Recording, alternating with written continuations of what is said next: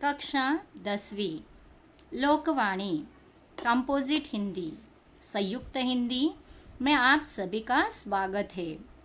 तो आज हम इस टेक्स्ट बुक का जो 7वां पाठ है, कक्षा 10वीं का जो 7वां पाठ है, 2 लघु कथाएं, तो आज हम यह पाठ देखने वाले हैं। लघु बोले तो बच्चों एकदम छोटा, और कथाएं बोले तो कहानियाँ। लघु कथाएं बोले तो शॉर्ट स्टोरीज, एकदम छोटी सी कहानियाँ। तो इस पाठ के जो लेखक हैं वे संतोष सुपेकर जी है। तो कहानियाँ कहने के उपरांत बच्चों वे किसी न किसी बोध या सीख पर आधारित होती है। तो आज हम यह इस पाठ में, तो प्रस्तुत पाठ के जो लेखक हैं उन्होंने 2 छोटी छोटी यहाँ पे कहानियाँ बताई हुई है। तो आज हम इसे देखने वाले हैं। तो इनका जन्म जो है, संतोष सुपेकर जो प्रस्तुत पाठ के लेखक है, तो उनका जन्म 1967 उज्जैन मध्य प्रदेश में हुआ है। तो संतोष सुपेकर पत्रकारिता एवं जनसंचार क्षेत्र में सुपरिचित नाम है। तो पत्रकारिता के अंतर्गत वे 4 लोगों में जाने पहचाने व्यक्ति थे।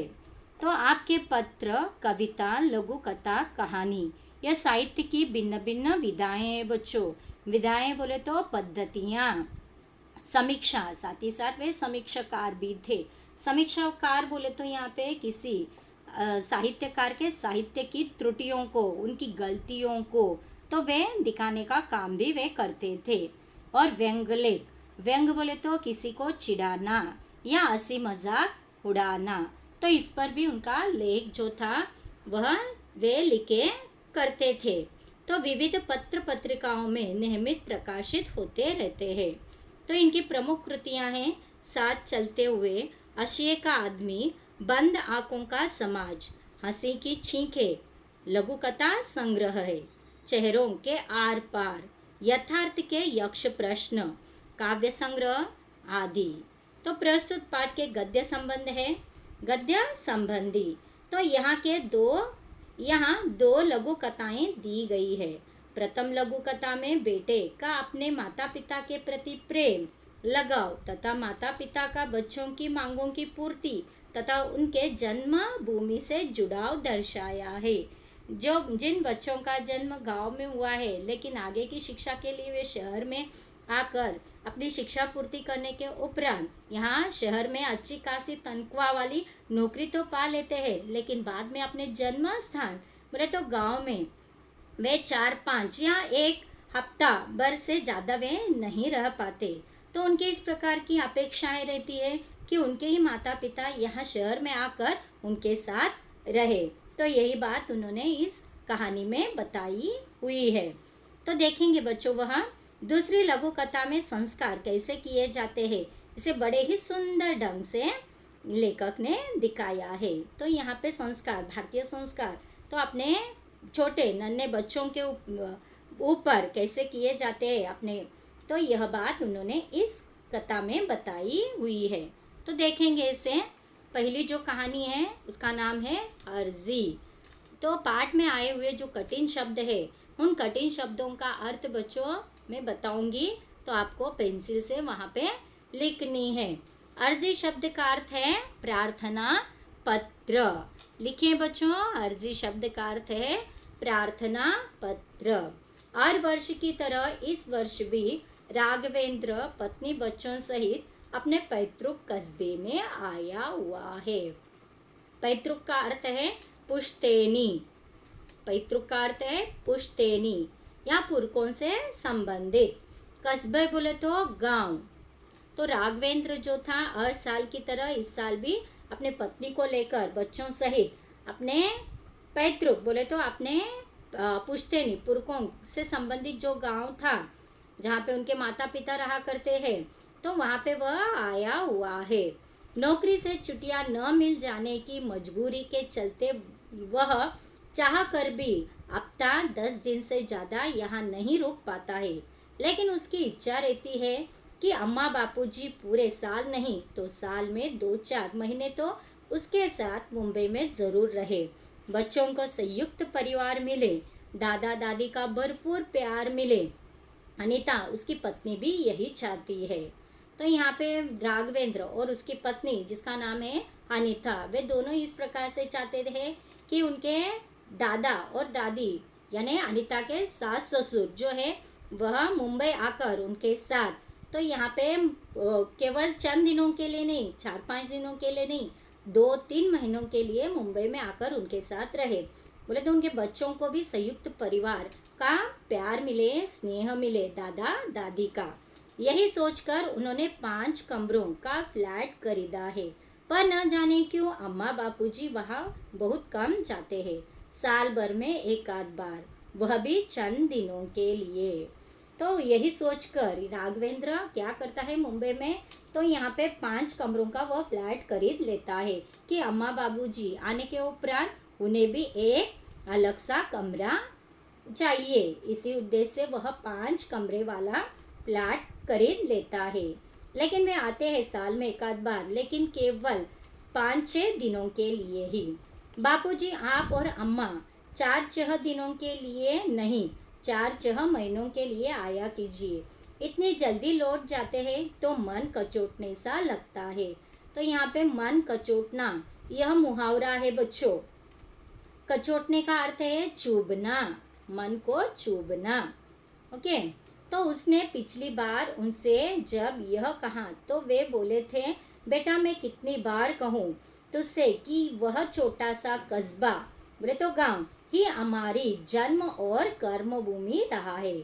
हमें वहाँ के अलावा और कहीं ज़्यादा अच्छा नहीं लगता। महानगर के तेरे इस बड़े से फ्लैट में हम 4-8 दिनों से ज़्यादा नहीं रह सकते। तो वह बताता है कि तुम हर साल में एक आध बार आते हो और केवल 4-6 दिनों के लिए आते हो और फिर से वापस चले जाते हो। आए हो ना उसी प्रकार से 4-6 महीनों तो हमारे साथ यहाँ मुंबई में तो रहा करो। लेकिन वह उनके पिता कहते हैं कि यहाँ शहर में मेरा मन नहीं लगता है।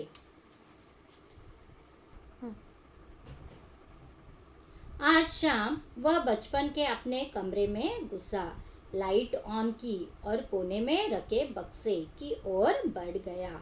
तो शाम को जब वह गाँव गया था राघवेंद्र, तब वह क्या करता है, उसका बचपन का जो कमरा है उस कमरे में वह चला जाता है और वहाँ की लाइट जो थी वह ऑन कर एक कोने में रखे हुए बक्से की ओर बढ़ जाता है।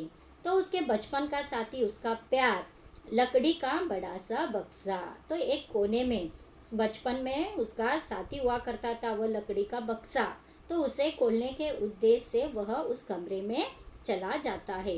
तो वह जब भी यहाँ आता है एक बार इस बक्से को ज़रूर खोलकर देखता है।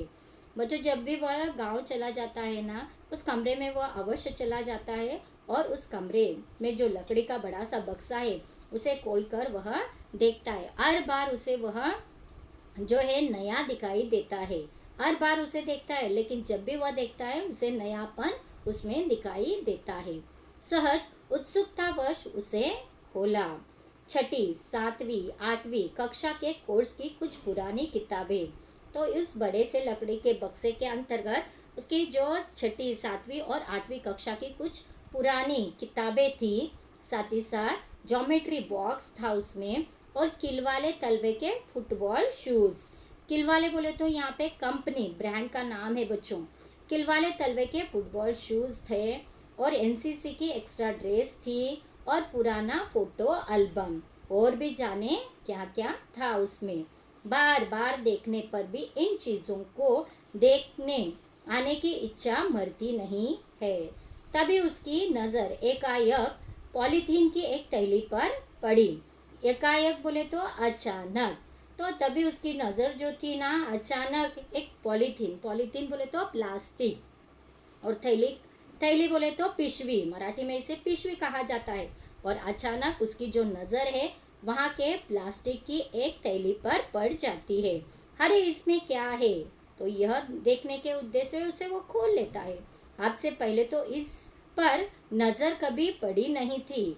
उसने उसे उठाकर खोला, तो उसे वह देखने के उद्देश्य से उसे उठाता है और अंदर क्या चीज़ें है तो वह देखने की उत्सुकता उसमें जाग उठती है।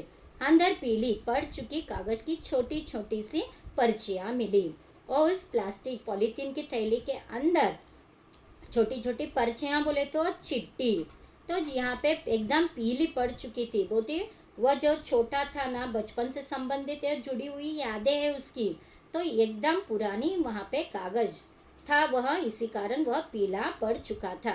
तो यहाँ पे वह पीले रंग की जो पर्चियाँ थी तो उस पॉलीथीन की थैली में रखी हुई थी, तो उसे वहाँ पर्चियाँ मिल जाती है। वह एक एक की इबारत को पढ़ने लगा। इबारत बोले तो बच्चों लिखित, इबारत का अर्थ है लिखित। तो एक एक पर्ची वह खोलता है और उसमें लिखित क्या है तो उसे वह पढ़ने लगता है। बापूजी आज मेरे लिए जलेबी लेते आना। बापूजी आज शाम को कंपास बॉक्स चाहिए। बापूजी शाम को 2 पेंसिल खरीद लाना। बापूजी बापूजी बापूजी। तो बचपन में बापूजी से की गई फरमाइशों का फुलिंदा था वह। बोले तो यहाँ राघवेंद्र जब वह छोटा था तब वह अपने पिता को डायरेक्ट किसी भी वस्तु की वह मांग नहीं करता था। तो यहाँ पे वह क्या करता था, एक छोटी सी पर्ची ले लेता था, कागज का पन्ना लेकर उसे पर्ची बनाता था और उसमें अपनी जो फरमाइशों का अर्थ है बच्चों इच्छाएं, अपेक्षाएं, इच्छा और अपेक्षा, फरमाइश शब्द का अर्थ है। फुलिंदा, फुलिंदा बोले तो बंडल गड्डी, बंडल गड्डी। तो वह बचपन में अपने किसी भी, अगर उसे किसी वस्तु की उसे यहाँ पे चाहिए तो वह क्या करता था, तो कागज पर लिखकर तो अपने पिता के जेब में वह रख देता था। वह कभी भी अपने पिता को डायरेक्ट किसी भी वस्तु की मांग नहीं करता था।